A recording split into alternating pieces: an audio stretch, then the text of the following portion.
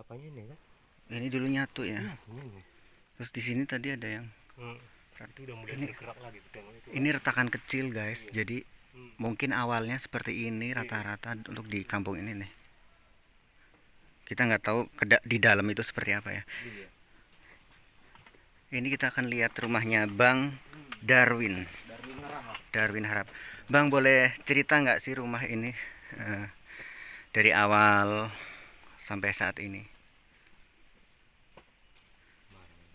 Ceritanya maksudnya dari awalnya gitu.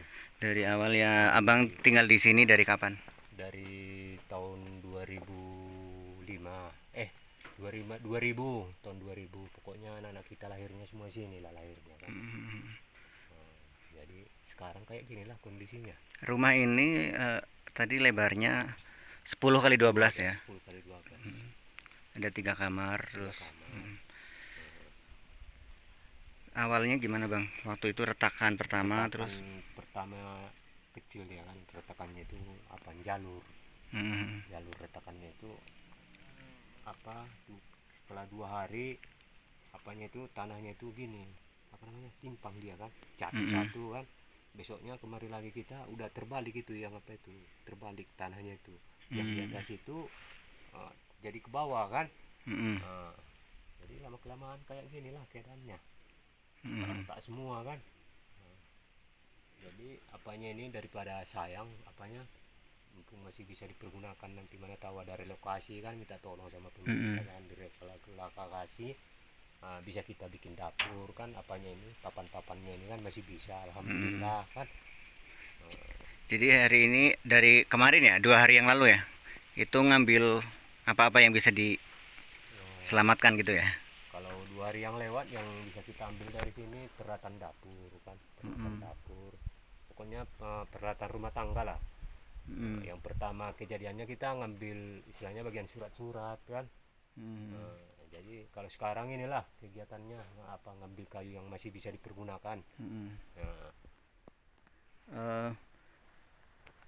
Bagi abang, Iya. hal paling berat apa sih bang yang karena peristiwa ini? Yang pertama, yang paling berat, yang paling berat, yang pertama ngungsi kita, yang kepikiran kita itu apa, masalah kemana lah ini, rumah kita nggak ada lagi gitu kan. Habis dari situ pemikiran kita kayak mana lah nasib anak-anak kita itu nanti kan. Mampu nggak kita lagi nyekolahkannya, masalahnya apa, usaha kita banyak juga yang longsor.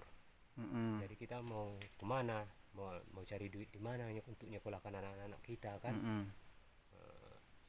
Kalau nggak ada duit, apalagi zaman sekarang yang nyekolahkan itu kan berat kan. Ya.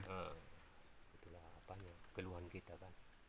Tapi kalau bisa memang anak-anak itulah dulu, kalau masalah rumah istilahnya, biarpun nanti kalau alhamdulillah kalau dibantu pemerintah kecil pun nggak masalah kan. Pokoknya ada tempat tidur, kita bisa kita tidur. Anak-anak kita inilah yang paling apa, yang paling utama bisa disekolahkan kan.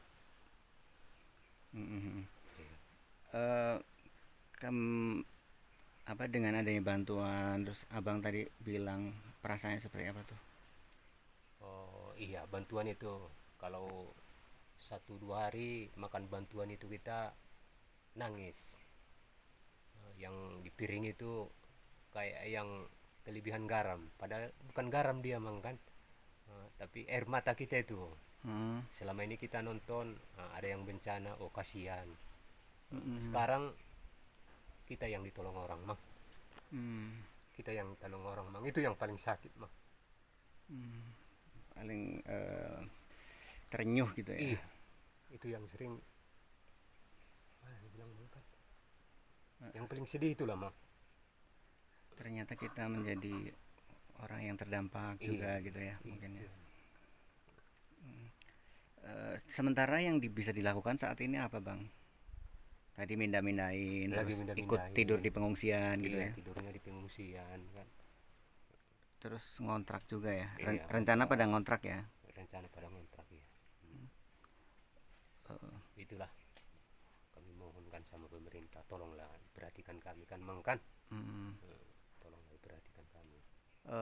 Apa namanya, dengan anak-anak ibaratnya yang penting bisa sekolah gitu ya. Iya, Abang untuk nantinya kerja apapun nggak apa masalah. gitu ya. Nggak masalah sama kita kerja apapun, mau jadi buruh mau jadi apa nggak masalah, pokoknya anak-anak kita itulah mohon dibantu kan biar terus sekolah kan. Iya Bang. Selama ini berkebun ya, berkebun apa Bang? Kebun apa, kebun salak sama karet. Mm-mm. Kita ini kan berketepatan memang tempo hari jualan kan, jualan kecil-kecilan di rumah kan, kebutuhan rumah tangga, tapi itu pun kayak gini lah udah hancur semua kan. Mm-mm. Oh, dagang di sini? Dagang itu dulu, tapi orang rumah kan. Ya, ya, ya. Oke. Kalau salak sama karet tuh hasilnya berapa per bulan mungkin atau per minggu seperti apa? Kalau dulu kita itu penghasilannya kalau salak sama karet itu kalau untuk nyekolahkan bisa lah, kalau dapat 5 juta sebulan kan. Dapat. Kalau kayak gini rasanya dari 500.000 nih sebulan udah nggak ada lagi. Kalau kayak gini dah kan. Ya. Katanya abang kebunannya juga udah ditengok seperti apa ya? Itu pun udah jatuh juga. Udah ikut jatuh. Jatuh juga. Ada berapa lebarnya Pak Bang kira-kira? Kalau kebun kita itu kurang lebihnya 7 hektar lagi masih ada memang kan. 7 lagi ada. Nah, cuma itulah udah pada jatuh kan. Ada di 2 lokasi ya? Tiga lokasi. Tiga Totalnya sekitar 7 hektar. 7 hektar ya. Pada jatuh ambruk gitu ya. Iya ambruk.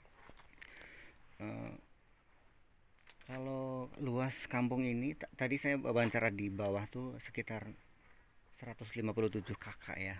100. Iya Sekitar kurang itu. lebih Jadi informasi dari kepala desa kayak gitulah kan. ya. Nah, ini udah seperti ini ya. Ini orangnya kemana nih? Selamat semua sebenarnya. Kalau ini udah ngungsi nih. Pada ngungsi di pengungsian kan. Ini tetangga-tetangga kita ya. Tetangga-tetangga kita udah ngungsi. Ini nggak bisa lagi dipergunakan ini apanya nih kan. Kalau misal kita masih alhamdulillah masih bisa kita bongkar-bongkar kan, lantaran kalau nanti beli yang baru kan uang Biaya lagi lagi. gitu kan. Bagusan apa adanya lah dulu kita kan. Apa adanya, syukurin aja lah. Ya. Bang, ini desa atau kampung yang runtuh. Nah, ketinggian dari sana tuh sebenarnya kira-kira berapa meter ya? Dari pegunungannya tuh. Dari pegunungan yang ikut rongsor lah, katakan lo ikut runtuh.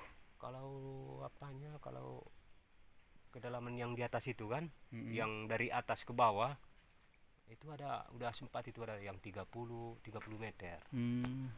Dari itu yang 30 meter. Bahkan di situ ada itu Mang kuburan itu jatuh ke bawah itu nggak nampak lagi tuh. Oh, udah ikut hilang. Longsor kan. Saya sendiri terus terang tadi beberapa teman ke dalam, saya merasa ngeri karena saya ada trauma dengan ketinggian, lalu apalagi ini kan retak-retaknya, saya nggak ikut ke dalam sana. Teman-teman ada yang ke sana dan di sana lebih parah ya. Iya, lebih parah lagi. Kalau rumah abang termasuk yang alhamdulillah bisa lah istilahnya kita ambil apanya pelan-pelan kan. Bisa diambil kayunya, lalu seng-sengnya ya. Iya. Seperti ini keadaannya. Saya nggak berani masuk. Ngeri-ngeri sedap itu. Iya. Kalau bisa nggak usah lah. Janganlah nanti. Karena ini bukan tempat wisata ya, tapi harus benar-benar waspada gitu. Kalau saya berpikirnya seperti itu. Tapi kalau kepingin nengok yang lebih seram lagi, sana kita. Sebenarnya dekat situ ya. Nanti Nanti tak pikirin dulu. Ya, kalau tadi saya cerita kita misalnya di belakang rumah ada longsoran di kali kecil terus menghalangi saluran, itu aja udah ngeri banget, udah ngeri, takut, panik seperti apa itu ya. Dan sekarang saya melihat kampung ini seperti ini, jadi saya kalau nanya-nanya itu bukan ingin membuka luka. Iya, tapi memang saya dan teman-teman relawan pasti tahu bagaimana kesedihan warga termasuk di sini yang harus mengalami ini ya. Tapi kita juga berdoa, tetap semangat, berdoa, pasti ada. Pokoknya mudah-mudahan nanti perlahan-lahan gitu. Kami minta doakanlah kami biar kuat kami menghadapi musibah ini kan. Biar dikasih Tuhan kami kekuatan kan. Nah itu aja lah Mak. Kalau kita sebetulnya udah pasrah lah ini Mak. Pasrah. Pokoknya mudah-mudahan diberikan Tuhan yang terbaik kepada kami, khususnya warga Tandiat ini Mang kan. berikan kami itu apa kekuatan.